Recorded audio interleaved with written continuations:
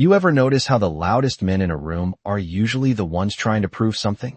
The ice shifted in the glass with a soft, hollow clink as Thomas Caldwell rolled it gently between his fingers, amber liquid catching the low bar light like a fading sunset. His gaze not on the drink, but on the mirror behind the shelves. Watching reflections instead of people, watching movement instead of faces, the way a man does when he spent a lifetime reading rooms before words are ever spoken. The kind of stillness that didn't belong in a place like this where laughter came too easy and confidence came even cheaper. And yet he sat there in a worn brown jacket that had seen more seasons than anyone else in the room. Shoulders relaxed, posture unremarkable, invisible by design, until the door opened and the air changed, not because of the cold outside, but because of the presence that stepped in with it. A group of Navy SEALs, unmistakable even out of uniform, the way they carried themselves, the way they scanned without seeming to, the quiet gravity of men used to being the center of control, boots heavy against the wooden floor, voices low but confident, the kind that didn't need to be loud to be heard. And just like that, the bar shifted, conversations dipped, eyes glanced, and then returned, except for one. Jake Morrison, young, sharp, the kind of confidence that hadn't been tested enough to be quiet yet. His attention drifting across the room until it landed on the one man who didn't react at all, the one man who didn't look, didn't adjust, didn't acknowledge. And that was enough to draw him in, because in a room full of noise, silence stands out the most. And Jake smirked slightly, nudging one of his teammates before stepping forward, slow, casual, like he had all the time in the world, boots stopping just behind the stool where Thomas sat. The faint scrape of wood against the floor as he leaned one arm onto the bar, close enough now to study him, to see the weathered lines in his face, the steady hands, the eyes that didn't flicker or shift or react the way most would when approached like this, and that calm, that complete lack of response. It didn't register as confidence to Jake, not yet. It registered as something else, something he mistook for weakness, for age, for irrelevance, and that made it easier to smile.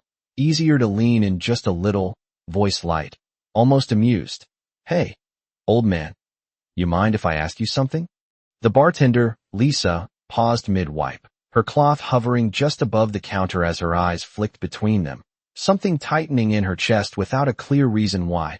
Because she'd seen Tom here before, week after week. Always the same seat, always the same quiet presence, never causing trouble, never drawing attention. And yet something about the way this moment settled, the way the air seemed to thin just slightly, made her stop, made her listen, as Jake tilted his head, studying the man like he was trying to solve a puzzle that didn't quite fit. Everyone who's been around long enough had a name, he said, tapping lightly on the bar, casual, almost playful, but with an edge beneath it. A call sign, something people remembered. He let the words hang there for a second, just long enough for the others behind him to quiet down, just long enough for the room to lean in without realizing it. And then he finished, a small grin pulling at the corner of his mouth. What was yours? The question settled into the space like a dropped coin, small, simple, but impossible to ignore. And for a moment, nothing happened, no reaction, no shift, just the soft hum of the refrigerator behind the bar and the faint clink of ice as Thomas Caldwell finally lifted the glass slightly, turning it once more before setting it down with deliberate care, his fingers resting against the surface, his reflection still watching from the mirror. And when he spoke, his voice wasn't loud.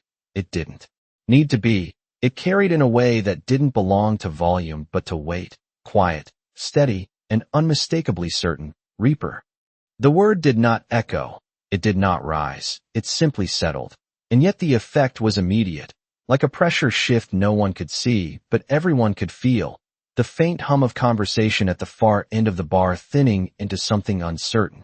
Glasses pausing halfway to lips. The low murmur of music suddenly too loud for the moment it had entered. And Jake Morrison did not move at first, his smirk still there. Still hanging on his face as if it had not yet received the message his body already had. Because something in the way that single word had been delivered did not match the man sitting in front of him. It did not fit the worn jacket or the quiet posture or the stillness that should have made him invisible, and that mismatch created a fracture, small at first, almost dismissible, but growing, spreading. as one of the men behind him shifted his weight, then stopped, his hand tightening slightly around his glass before lowering it slowly back onto the bar without making a sound, eyes narrowing just enough to show recognition trying to surface, not fully formed, not yet spoken, but there, unmistakably there, while Lisa felt it in a different way, not as knowledge but as instinct, the kind that makes you stop moving before you understand why. Her cloth now resting against the counter, her attention fixed entirely on the space between the young man and the old one, because she had seen plenty of confrontations, seen pride and ego clash in this room more times than she could count. But this was not that. This was something quieter and far more controlled. And that control carried weight, the kind that made people hesitate without knowing why. And Jake finally let out a short breath. A small chuckle that came a fraction too late, a fraction too forced, as if he was trying to reassert the moment back into something familiar, something manageable. Reaper, he repeated, tilting his head slightly, testing the word like it might reveal its meaning if he said it again. But it did not. It just sat there, heavy, unchanging, and one of his teammates, older, broader, a man who had seen more years than the others, shifted forward just enough to catch Jake's attention, his voice low, controlled. "Hey," he said, not loud, not urgent, but firm enough to cut through, and Jake glanced back, irritation flickering for a split second before fading as he caught the expression on the man's face, because it was not amusement, it was not curiosity, it was something closer to caution, something that did not belong in a moment that had started as a joke. And that was when the room truly changed, not in volume, not in movement, but in awareness, as if a line had been crossed that no one could quite define, but everyone could now feel. And Thomas Caldwell did not look at any of them, did not shift or react or acknowledge what was happening around him, his hand resting lightly against the glass, his gaze still fixed on the mirror, watching reflections, watching the way the men behind him adjusted, the way their posture changed by inches, by degrees, subtle enough that an untrained eye would miss it, but obvious to anyone who knew what to look for. And the older SEAL reached slowly into his pocket, not hurried, not panicked, but deliberate, pulling out his phone with a precision that suggested habit rather than impulse, his thumb hovering for a brief second before pressing a contact, lifting it to his ear while turning slightly away, his voice dropping to something barely above a whisper. "Sir," he said, eyes still locked on the reflection in the mirror. "I need a quick confirmation." A pause, just long enough for the weight of the moment to stretch further. "Call sign Reaper." And the silence that followed was not empty. It was full, dense, pressing in from every side. And whatever answer came through that phone did not need to be heard by anyone else in the room. Because the way the man's posture changed, the way his shoulders squared and his jaw tightened, said more than words ever could. And when he lowered the phone, he did not look at Jake first. He looked at Thomas Caldwell, not directly, but through the mirror, meeting his eyes in reflection. And for the first time since the group had walked in, no one in that space was smiling. The change was subtle, almost invisible to anyone not paying close attention, but it was there, spreading through the room like a quiet signal that did not need to be announced, the kind of shift that moved through posture and breath rather than words. And Jake Morrison felt it before he understood it, a tightening in his chest that did not belong to fear yet, but was no longer confidence either, something in between, something unfamiliar, as he watched his teammate lower the phone with a precision that carried more weight than any reaction could have. No laughter, no explanation, just silence, controlled and deliberate. And that silence did more than any answer ever could, because it left space for realization to form on its own. And realization, when it comes uninvited, always lands harder. And the older SEAL took a step forward, not toward Jake, not toward the group, but slightly to the side, creating distance, a small adjustment that redefined the space around Thomas Caldwell, without ever touching him, without ever acknowledging him directly. And that was the moment Jake's expression changed. Not dramatically, not all at once, but enough, the smirk fading, replaced by something sharper, something searching, as he glanced between his teammate and the man at the bar, trying to reconcile the disconnect, because nothing about this scene matched what it was supposed to be, not the setting, not the man, not the reaction, and especially not the silence. "What?" Jake started, his voice lower now, less certain. What is that supposed to mean? But the question did not carry the same weight it would have a minute ago. It lacked the edge, the control, and the older seal did not answer right away, his eyes still fixed on the mirror, still watching the reflection rather than the man himself, as if direct eye contact would be a line crossed too soon. And when he finally spoke, his voice was steady, measured, stripped of anything unnecessary. It means, he said quietly, you should take a step back. And the words were not a command, not officially, but they carried something stronger than rank, something rooted in experience, in recognition, in a chain that extended beyond the room and beyond the moment. And Jake hesitated, just for a fraction of a second, but it was enough for the others to notice, enough for the balance of the room to shift further, as one of the younger men behind him slowly straightened, his shoulders pulling back, his stance adjusting unconsciously into something more formal, more controlled, as if responding to a presence he could not fully explain. And Lisa felt it too, the way the air seemed to settle into something heavier but calmer, not tense, not volatile, just defined, as if an invisible boundary had been drawn and everyone in the room now understood where they stood in relation to it. And through it all, Thomas Caldwell remained exactly as he had been, unmoved, unchanged, his fingers resting lightly against the glass, his eyes steady on the mirror, not seeking attention, not acknowledging the shift, simply existing within it. And that lack of reaction, that complete absence of engagement, became the most powerful thing in the room, because it made everything else adjust around it, not the other way around. And Jake finally exhaled, a slow breath that seemed to carry more weight than it should, his posture easing back just slightly, not a full step, not yet, but enough to signal the beginning of something. The first crack in certainty, and behind the bar, the faint hum of the refrigerator returned. The soft clink of ice resumed somewhere in the distance. But the energy did not reset.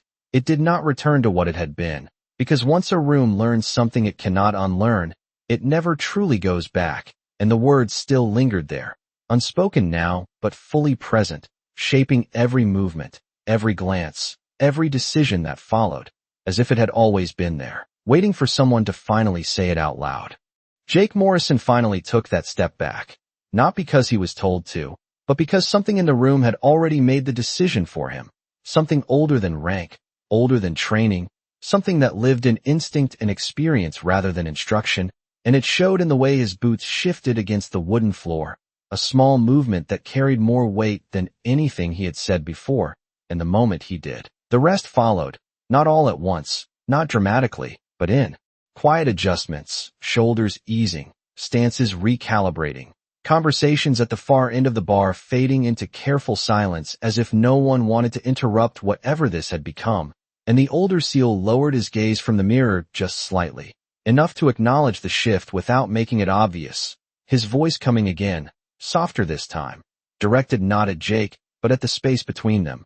We are done here, he said, simple, controlled, final, and no one argued, not because they could not, but because there was nothing left to argue against, and Jake nodded once, a short motion, almost automatic, his eyes lingering on Thomas Caldwell for just a second longer, searching for something, an explanation, a reaction, anything that could restore balance to what he thought he understood, but there was nothing there to give him that, only the same stillness, the same quiet presence that had not changed from the moment he walked in, and that absence of reaction became its own answer, heavier than any explanation could have been.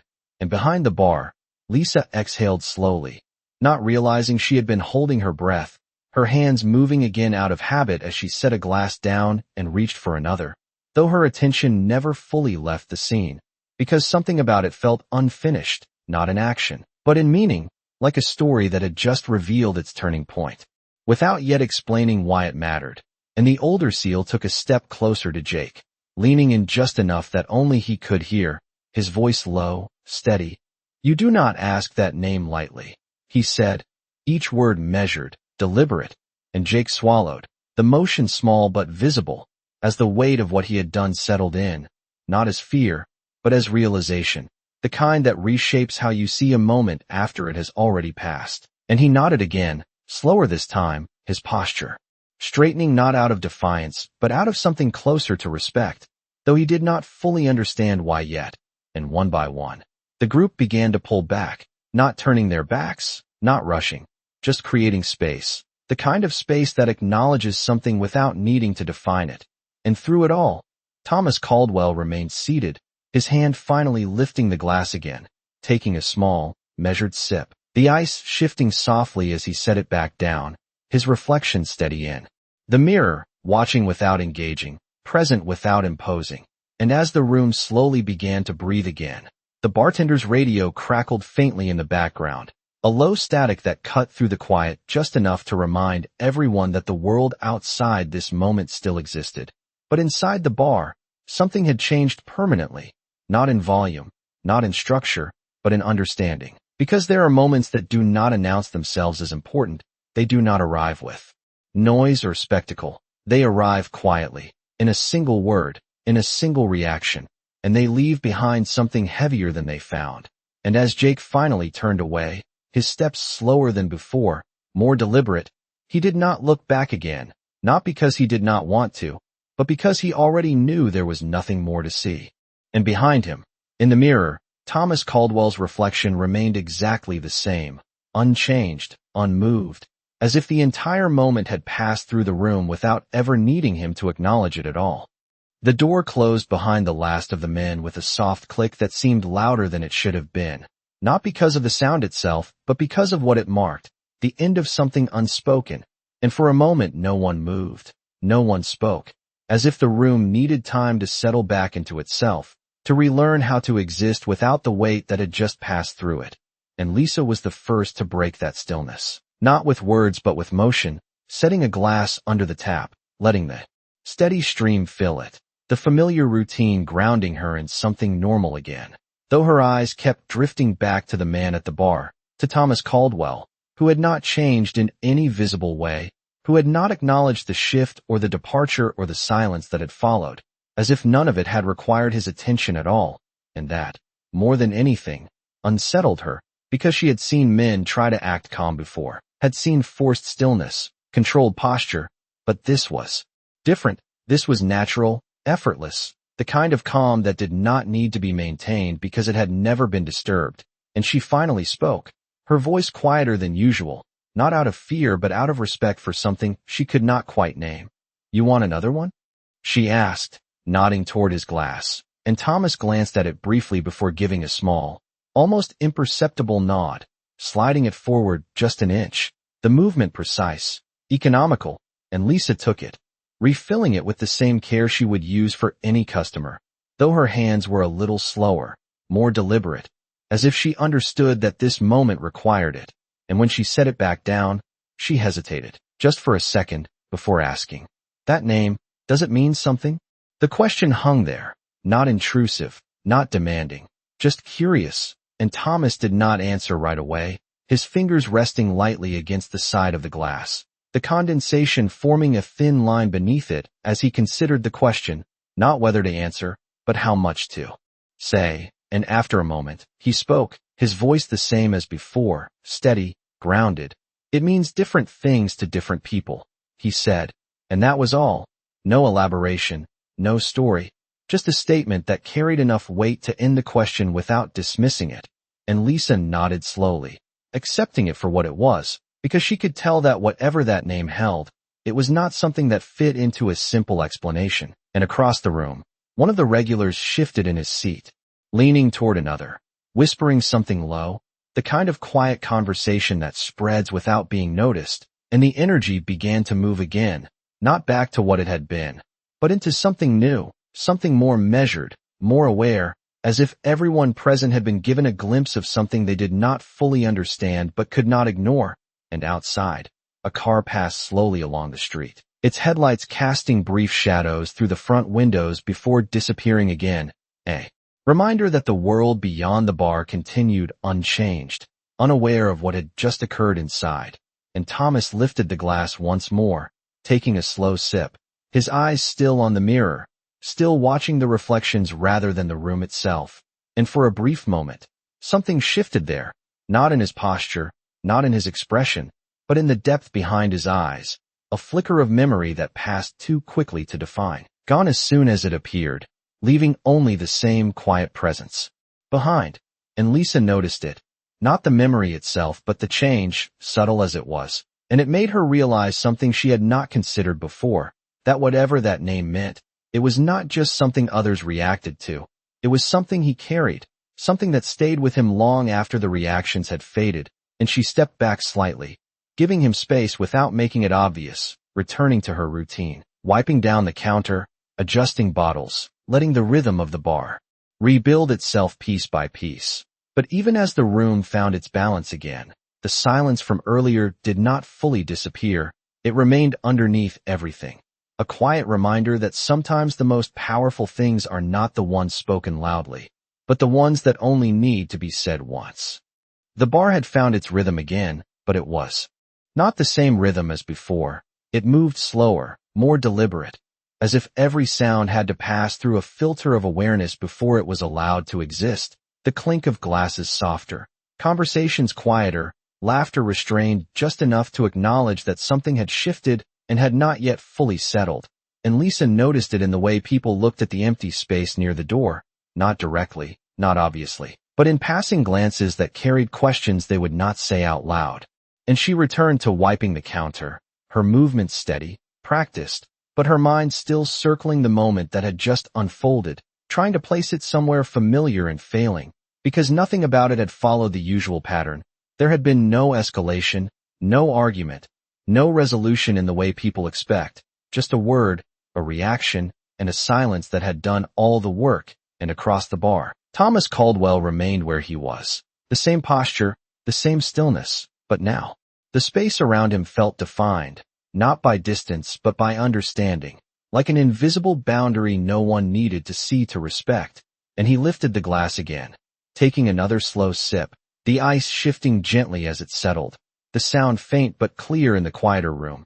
And for a moment his gaze lowered, not to the drink, not to the counter, but somewhere inward, as if following a thought that did not belong to the present. And the mirror caught it, just a fraction of a second, where the calm surface of his expression carried something deeper, something older, a memory that did not need to be fully formed to be felt. And then it was gone, replaced again by that same quiet neutrality. And at the far end of the bar, one of the regulars leaned closer to another, his voice barely above a whisper. "Did you hear that name?" he asked, and the other nodded slowly, his eyes still on Thomas. "I have heard stories," he said, not confidently, not as a statement of fact, but as something passed down, something half believed and half remembered. And the first man shook his head slightly. "Stories about what?" And the answer did not come right away, because some things are easier to feel than to explain. And when it did, it was just a single word. "Someone you do not forget." And that was enough, because it matched what they had just seen without needing to define it further. And near the entrance, the faint sound of an engine idling outside drifted through the glass, low and steady, not drawing attention but present enough to be noticed if someone was listening for it. And Lisa's eyes flicked toward the door for a brief moment before returning to the bar, because she had learned that some things did not need to be followed. They would come to you if they mattered. And Thomas set his glass down once more, his fingers resting against it, the condensation cool against his skin, grounding him in the present even as something else lingered beneath it. And he exhaled slowly, not tired, not burdened, just measured, as if every breath was intentional. And in that moment, he was not the center of the room, not the focus of attention. He was simply a man sitting at a bar, and yet everything around him had adjusted to accommodate that simplicity. And that was the part no one could quite explain, because power, real power, does not always announce itself. It does not demand space. It simply occupies it, and the room, whether it understands it or not, learns to move around it accordingly. And outside, the idling engine cut off, the sudden absence of its hum noticeable in a way its presence had not been. And inside, the bar continued, quieter, steadier, as if waiting for something that had not yet arrived but was already on its way. The absence of the engine outside did not last long, replaced instead by the quiet roll of tires against asphalt, slow, deliberate, the kind of movement that did not belong to someone passing through, but to someone arriving with purpose. And Lisa heard it before she saw it, her eyes lifting briefly toward the front windows as a dark reflection slid across the glass. followed by the soft glow of headlights cutting through the dim interior for just a second before fading as the vehicle came to a stop, and the door did not open immediately, which somehow made it more noticeable, because hesitation at that point was not uncertainty, it was timing, and inside the bar, the shift began again, subtle at first, a pause in conversation here, a glance there, as if the room itself was reacting to something it had not yet fully registered, and Thomas Caldwell remained still, his hand resting against the glass, his gaze steady on the mirror. But there was a difference now, not in movement, not in posture, but in awareness, the kind that sharpened without showing itself, as if he had already accounted for whatever was about to happen before it had even begun. And the door finally opened with a controlled motion, not rushed, not forceful, just precise. And the man who stepped inside carried himself with a presence that did not need introduction, not because of rank displayed or authority declared, but because of the way the room responded to him without being told to, a natural shift, a quiet recognition, as conversations faded again, not out of fear, but out of respect for something understood at a level deeper than words, and his eyes moved once across the space, not searching, not scanning, simply confirming, and when they reached the bar, they stopped, not on the crowd, not on the movement, but on the reflection in the mirror, locking onto Thomas Caldwell without needing to look at him directly. And for a moment, nothing happened, no one spoke, no one moved, and that silence carried more weight than anything that could have been said, because it was not empty, it was full of recognition, of confirmation, of something long established finally meeting itself again in a place it was not expected to. And Lisa felt it in the way her hands stilled once more, the cloth resting against the counter as her attention shifted fully to the man who had just entered, and she did not know his name, did not know his rank, but she knew what presence felt like, and this was it, unmistakable, controlled, absolute. And he stepped forward slowly, each movement measured, not performing, not asserting, simply existing in a way that made space adjust around him. And as he approached the bar, the distance between him and Thomas closed without tension, without urgency, just inevitability, like 2 points on a line that had always been meant to meet. And when he stopped, it was not directly beside him, not intruding, but just within reach, within acknowledgment. And for the first time since he had entered, he spoke, his voice low, steady, carrying the kind of authority that did not need to be raised to be heard. "It has been a long time," he said, not as a question, not as a greeting, but as a statement that carried years within it.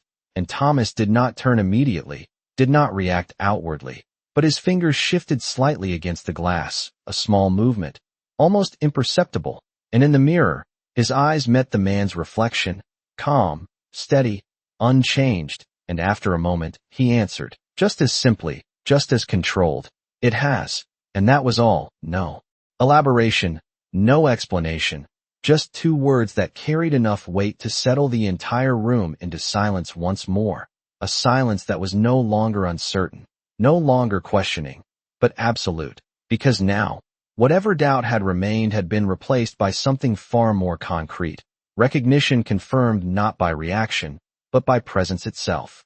The silence did not break after those 2 words, it deepened, settling into the room with a weight that felt final, as if everything that needed to be confirmed already had been, and the man standing beside Thomas Caldwell shifted just slightly, not to assert himself but to align, his posture straightening with a precision that spoke of discipline refined over decades. And then, without announcement, without hesitation, he raised his hand in a clean, controlled motion, not exaggerated, not theatrical, but unmistakable, a formal salute delivered with absolute respect. And for a fraction of a second, no one moved, because the action itself carried a meaning that extended far beyond the gesture. It was recognition, it was acknowledgment, it was history compressing into a single moment that did not need explanation, and Lisa felt her breath catch again, her hands still against the counter as she watched something she had never expected to see in a place like this, a quiet bar on an ordinary night, transformed by something she could not fully understand but could not ignore. And across the room, the few remaining patrons straightened in their seats, not consciously, not deliberately, but instinctively, as if responding to a signal embedded deeper than thought. And Thomas did not react immediately, his hand still resting against the glass, his gaze steady in the mirror, taking in the reflection of the man beside him, the posture, the respect, the weight behind it, and after a brief moment, he set the glass down with deliberate care, the soft sound of it meeting the wood carrying clearly through the silence. And then he turned, not quickly, not dramatically, just enough to face the man fully for the first time. And what passed between them was not visible in expression or movement. It was something quieter, something carried in the stillness they shared. And Thomas lifted his own hand, returning the salute with the same precision, the same control, no more, no less. A perfect mirror of the gesture given to him. And for that moment, the entire room seemed to hold its breath, because this was no longer about a question or an answer. It was about something far older, something earned and remembered. And when the salute ended, both men lowered their hands at the same time. The motion synchronized without being planned, and the man who had entered gave a small nod, not casual, not friendly, but respectful in a way that acknowledged everything that did not need to be said, and he stepped back half a pace, creating space. Again, not out of distance but out of understanding, and his voice came once more, low and steady. "They still talk about you," he said, not as flattery, not as nostalgia, but as fact. And Thomas's expression did not change, but there was a subtle shift in his eyes, something that suggested memory rather than reaction, and he answered simply, "They talk too much." And that might have been humor in another context, but here it carried something else, something grounded, something that kept the moment from becoming larger than it needed to be. And the man inclined his head slightly, accepting that response without question, because it fit. It matched everything else that had been shown without being said. And behind them, the room slowly exhaled, the tension easing not because it had been resolved, but because it had reached its natural conclusion. And Lisa finally moved again, her hands returning to their work, though more carefully now, more aware, as if the space itself had changed, in a way that required acknowledgment. And across the bar, the quiet murmurs began to return, but softer, more measured, shaped by what they had just witnessed, because once respect is shown that clearly, that unmistakably, it leaves an imprint, not just on the moment, but on everyone who sees it. And as the man turned slightly, preparing to leave, he paused for just a second, his gaze meeting Thomas's once more, a final acknowledgment, silent, complete, before stepping back toward the door, leaving behind a room that would not forget what had just taken place.